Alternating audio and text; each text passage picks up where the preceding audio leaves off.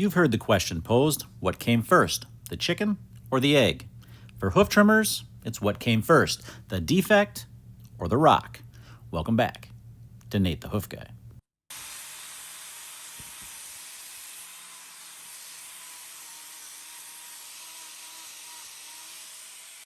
We picked several rocks out before we even started, but there's still more up inside there.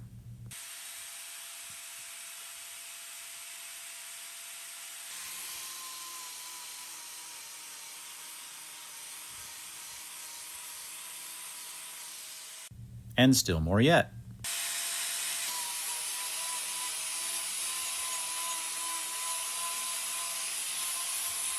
So we know this cow was sore on this foot, we know that it was full of rocks, and we know now that there's a defect in there.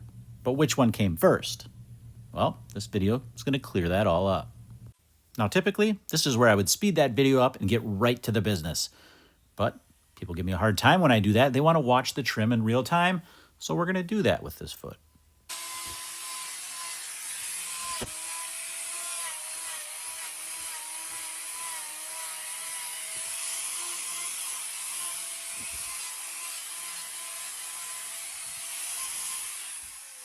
If you notice, I left this claw higher than this one. Why did I do that? Because at this point in the trim, I wasn't sure that I would definitely need a block here, so I left that other claw a little bit higher just in case I could use it as a natural block.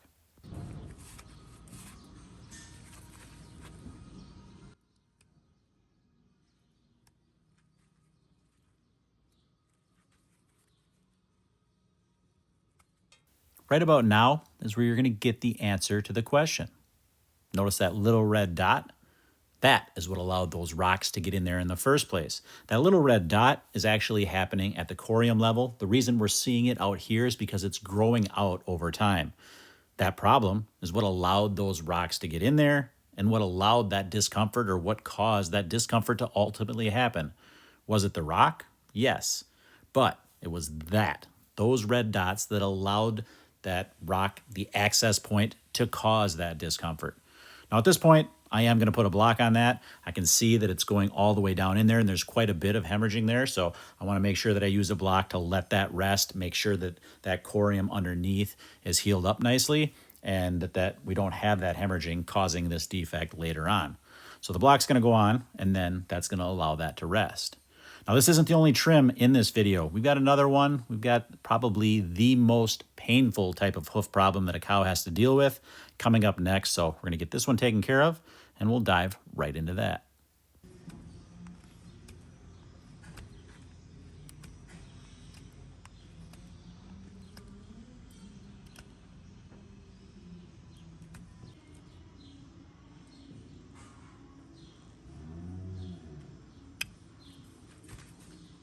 Now, I am taking this down to that corium level.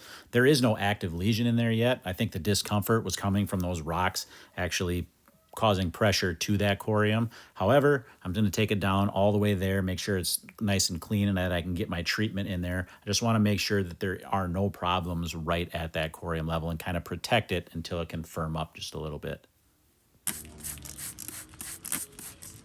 Is the salicylic acid completely necessary at this point? Probably not, but it's just a little bit of a protective area. Like I said, I just want to make sure that this firms up a little bit. I did take it all the way down to that corium. So this will just let it firm up and protect it in the meantime. We're going to get this foot down, give her a little test walk here. You can see she walks pretty good on that block. Not a lot of discomfort there. We caught this one early enough. Now our next cow, however, she is in a little bit more pain. Can you diagnose this one just based on appearance? That's right, we're dealing with a case of foul.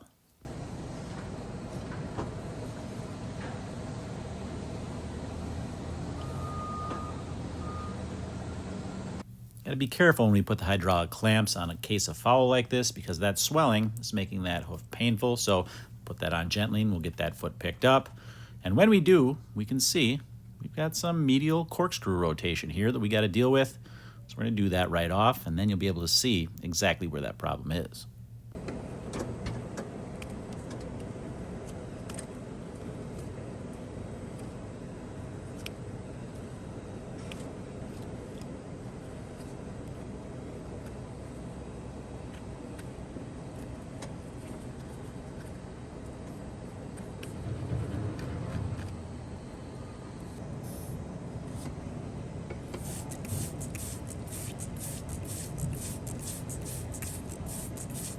Where do we see the effects of foul? Right in that interdigital space. You can see that irritation up in there. There's a little bit of horn separation as well that we're gonna need to take away. That's what's really making this uncomfortable. But first things first, we're gonna get this foot trimmed up, and then we'll have better access to that problem area once we get that done.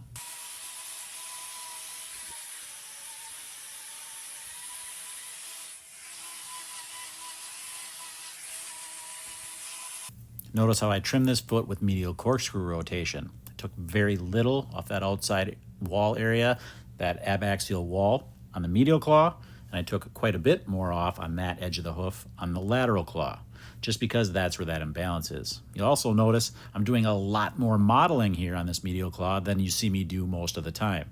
That's not to relieve pressure from that area with the natural hoof trimming method that I use. I'm using it because this foot has a tendency to have an overaccumulation of hoof horn in that particular area. So I'm removing it there to give more time for that condition, to keep that condition from happening again. Here you can see some of those little loose flaps. I'm trying to take those away. That's what's causing the pinching. That's causing a lot of the discomfort along with that swelling. So we remove that. That's going to allow us to get in there, really clean that area, give us better access to that area that's inflamed from those bacteria, and then we can get it thoroughly cleaned. And this is one where the salicylic acid comes in really handy. It's going to not only kill those bacteria, but get some of that tissue that's not in the best shape, slough that away, get that out of there, because that is actually making it take longer to heal having that in there. If we can get that all cleared out, pull that out of there, then now we can get our treatment in there and it'll start to heal up much quicker. This is another case where we're going to use systemic antibiotics. I'm not going to administer that, but the farm does. That's going to really help with this as well, along with some painkillers to take away some of that inflammation and some of that discomfort. We're going to get this foot wrapped up and we're going to let her go. And you can see she is in quite a bit of discomfort yet, but that will go away in time. We've got this taken care of now. So foot down and we'll let her go.